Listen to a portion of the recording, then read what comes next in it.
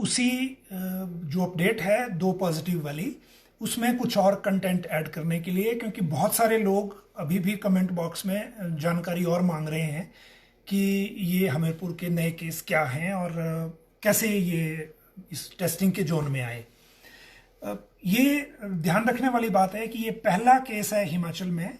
आज जो 2 केस हमीरपुर में आए, जो रैंडम सैंपलिंग जो हम फ्लू ओपीडीज में कर रहे हैं, हमीरपुर में शाम को 2 पॉजिटिव केस मिले हैं। और नई बात यह है कि अभी तक इनकी ट्रैवल हिस्ट्री इजीली एस्टेब्लिश नहीं हो पाई है। उसका रीज़न ये है कि शाम को टांडा ने जो 73 सैंपल दोबारा दूसरे लॉट में टेस्ट किए, उसमें से धर्मशाला के 11 थे, सब नेगेटिव थे। टांडा मेडिकल कॉलेज के अपने 11 थे, वो भी नेगेटिव थे। कुल्लू के 10 थे, सब के सब नेगेटिव थे। मंडी के 29 सैंपल टेस्ट को गए, 26 उसमें से नेगेटिव थे और 3 रिपीट करने पड़ेंगे क्योंकि वो सैंपलिंग प्रॉपर नहीं थी। हमीरपुर के 12 सैंपल गए थे, आपको पहले अपडेट दे चुके हैं दस्तक टीवी पर ही। 9 उसमें से नेगेटिव आए और 1 रीसैंपलिंग के लिए होगा, लेकिन 2 पॉजिटिव आए हैं। ये 2 जो पॉजिटिव आए हैं, ये एक 35 साल का युवक है जो नदौन के जोलसप्पड़ से है और एक 40 साल की महिला है जो वार्ड नंबर 7 जो है हमीरपुर का, वहां से है। जो आगे की जानकारी इसमें है, मेडिकल कॉलेज हमीरपुर ने सरकार के आदेश के बाद एक फ्लू ओपीडी शुरू की थी। जब सारे पूरे प्रदेश में लॉकडाउन के बाद ओपीडीज मेडिकल कॉलेजेस की बंद कर दी गई थी।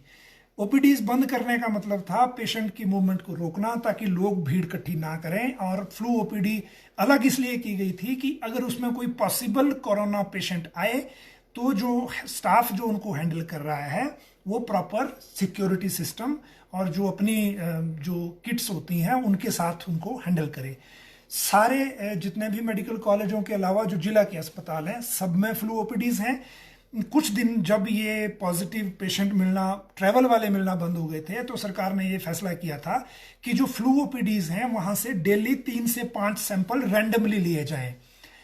आज मान लो 20 सैंपल आए हैं, तो उनमें से 3 से 5 की रेंज में जो वहां फ्लू ओपीडी देख रहे हैं लोग, उनको सैंपल रैंडमली लैब में भेजने होते थे। ये लैब में जाते रहे। दूसरी व्यवस्था की थी सरकार ने, जो सारी पेशेंट्स होते थे, सारी मतलब जो सीवियर रेस्पिरेटरी डिजीज के जो लोग थे, जिनका दमे की शिकायत है, सांस फूलती है। कोरोना का सबसे मुख्य लक्षण है कि सांस लेने में दिक्कत होती है। बाकी जो सिम्टम है वो सारे जुकाम और फ्लू की तरह होते हैं।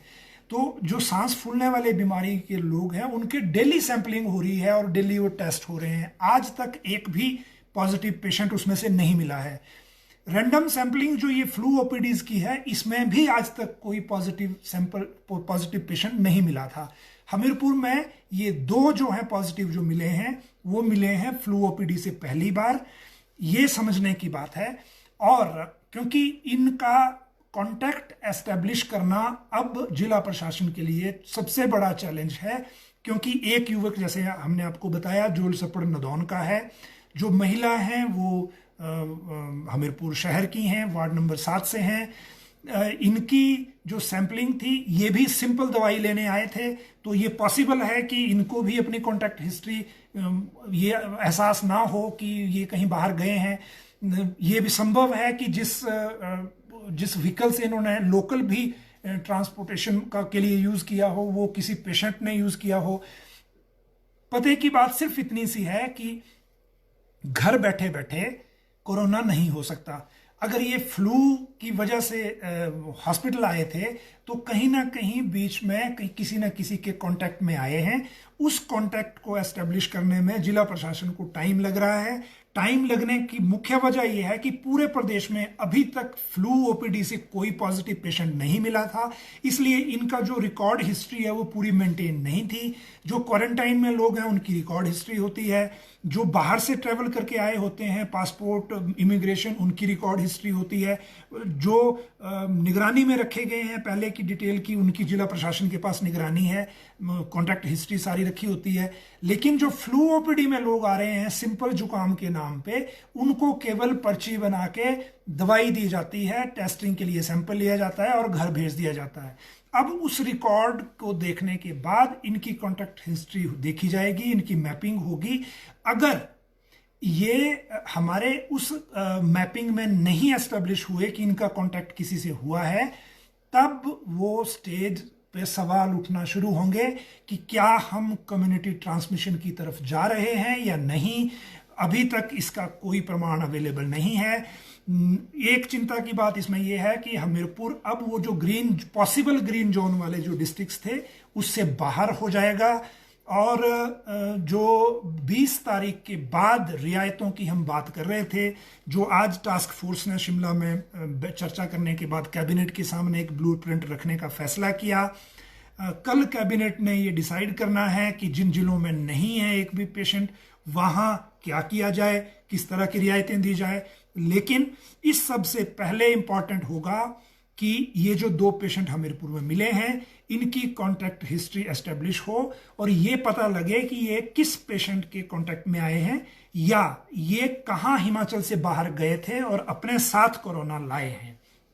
जब तक ये नहीं होगा, ये कहना मुश्किल होगा कि हम किस स्टेज पर हैं अभी भी संक्रमण की, और क्या हम तैयार हैं सच में लॉकडाउन को खोलने के लिए। हिमाचल ने अभी तक आज की डेट शाम तक 1992 लोगों को टेस्ट किया है 70 लाख की पॉसिबल आबादी के बीच में से। ये परसेंटेज बहुत कम है। पहले से ये सवाल उठ रहे हैं कि क्या हम सच में सैंपलिंग कम कर रहे हैं। अभी तक हम कह रहे थे कि जो नेशनल एवरेज है, इवन इंटरनेशनल एवरेज है सैंपलिंग की, और सैंपलिंग के बीच में से पॉजिटिव पेशेंट निकलने की, वो हमारी बाकी नेशनल एवरेज से बेहतर है। इसलिए हमें सैंपलिंग बढ़ाने की उतनी ज़्यादा ज़रूरत नहीं थी। लेकिन क्योंकि अब फ्लू ओपीडी में पेशेंट मिलना शुरू हुए हैं, इसलिए इस बात की गंभीरता को समझिए। हमें 3 मई तक का जो लॉकडाउन है उसको तो पालन करना ही है, लेकिन अब सरकार को भी ये देखना होगा कि फ्लू ओपीडी में अगर पेशेंट मिल रहे हैं, कोरोना के पॉजिटिव पेशेंट मिलना शुरू हो रहे हैं, तो क्या हम लॉकडाउन में रिलैक्सेशन देंगे या नहीं। हमीरपुर एडमिनिस्ट्रेशन लगा है इनकी मैपिंग में। जैसे ही ये कॉन्टैक्ट एस्टेब्लिश होगा, बेसिकली प्रॉब्लम ये है कि ये जानकारी अभी तक भी कंप्लीट जानकारी शेयर करने में हिचक इसलिए थी कि इनकी मैपिंग और इनमें ही ये श्योर करना मुश्किल होता है कि जब हमारे पास रिकॉर्ड नहीं है और पेशेंट को भी पता नहीं है कि वो बाहर से नहीं आया है, फिर उसको कोरोना कैसे हो गया, तो चीज़ों को एस्टेब्लिश करना मुश्किल होता है। और इसीलिए ये पहले से गाइडलाइन है कि किसी पेशेंट का नाम नहीं ले सकते। लेकिन जो अब फ्लू ओपीडी से जो पहली बार हिमाचल में 2 पेशेंट मिले हैं, तो आगे के लिए बात गंभीर है। अभी तक बिलासपुर, हमीरपुर, लाहौल स्पीति, किन्नौर, मंडी, शिमला और कुल्लू, ये 7 डिस्ट्रिक्ट ऐसे थे हिमाचल में जहां एक भी कोरोना का पेशेंट नहीं था। मंडी के लोग जो तबलीग समुदाय से आए थे, वो 3 लोग कोरोना पॉजिटिव पाए गए थे, लेकिन वो दिल्ली से अम्ब आए थे, अम्ब से ऊना की वहाँ एक लोकल मस्जिद में रुके थे। वहीं पॉजिटिव पाने के बाद उनको वहाँ टांडा रेफर कर दिया गया था, तो वो मंडी वापस नहीं आ पाए थे। इसलिए मंडी की टैली अभी भी 0 है। हमीरपुर की टैली कल तक 0 थी, लेकिन आज से अब 0 नहीं है। और अगर हमीरपुर जैसे जिले में पॉजिटिव पेशेंट फ्लू ओपीडी में मिल रहे हैं, तो इस बात की गंभीरता को समझने की ज़रूरत है और हमें ये देखने की ज़रूरत है कि क्या हम सच में हिमाचल में लॉकडाउन को रिलैक्स करने के लिए तैयार हैं या नहीं। अभी के लिए इतना ही।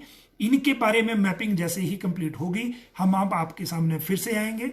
तब तक के लिए घर में रहिए, सुरक्षित रहिए, और कल कैबिनेट क्या डिसाइड करती है लॉकडाउन के रिलैक्सेशन को लेकर, उसका इंतजार करिए। धन्यवाद।